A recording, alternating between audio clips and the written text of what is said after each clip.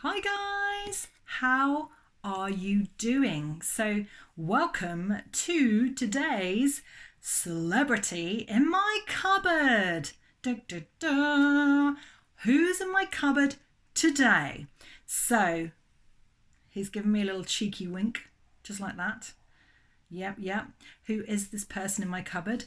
I have actually physically worked with this person, and it was a very, very exciting moment in my life way back in 2009.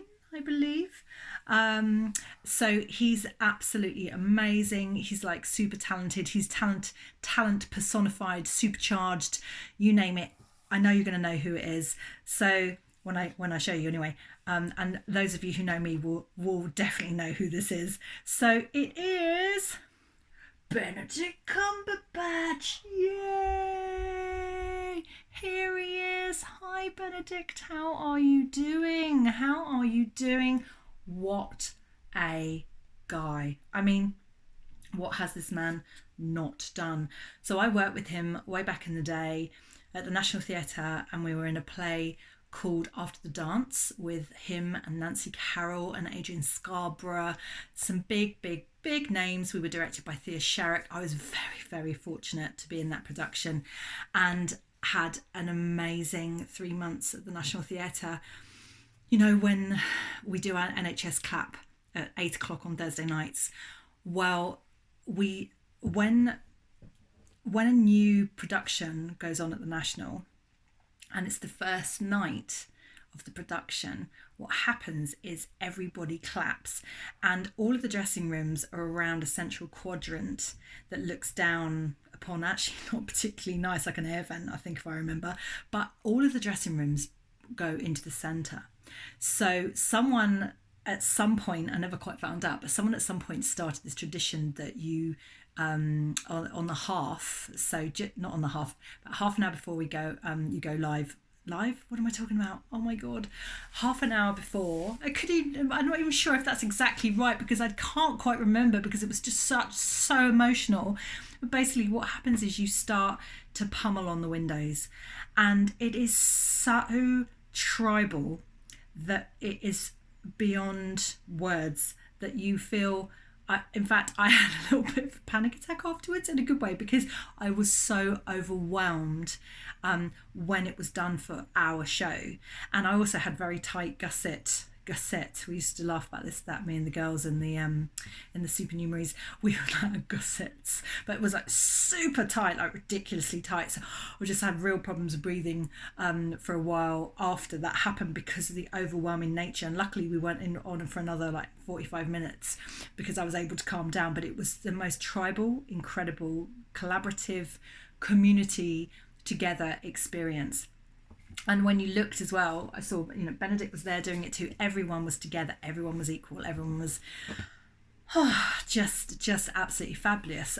Fabulous. I think I'm a bit tired.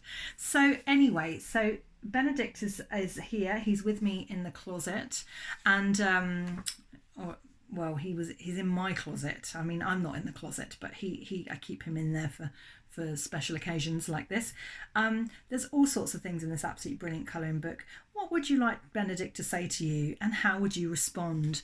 Well, I have a response to that one, because I made a cake I used to make several cakes when I was at National, because I love baking as much as I love acting. And I made this cake, and I'm going to swear in this point, so I'm just warning you. So I baked this cake, and I put it on the side so that everyone could have a bit of a slice.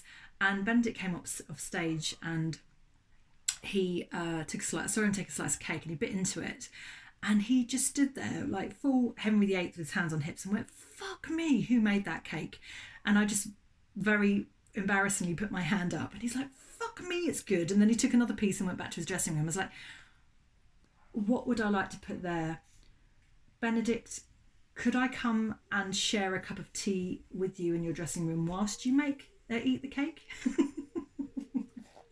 True story, although I didn't say the second bit because I didn't have a chance. I mean, Benedict is Sherlock. His mind works at 2,000, 3,000 million miles per hour. he's one of the funniest people I have ever had the privilege of meeting. Most funniest, talented, energetic, connected, focused, clever people. I'm not, and it's just, you just have to be in that environment and that in that energy to sense it and feel it. And he deserves, as far as I'm concerned, every single bit of success that he has right now.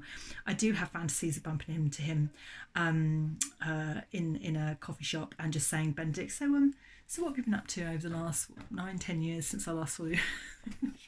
just a little fantasy. Of course I wouldn't do that, but I know I'll see him again, and I know we'll have a chat, and I've got a feeling that, knowing him as I do, the small amount, 3 months I spent with him at that time, early time before he really became super famous, I've got a feeling with that man, the mind of that man, he would remember some of those moments. I just feel like he would. He's just got that capacity. So anyway, Benedict is in the closet, but he's now going to go back. Bye.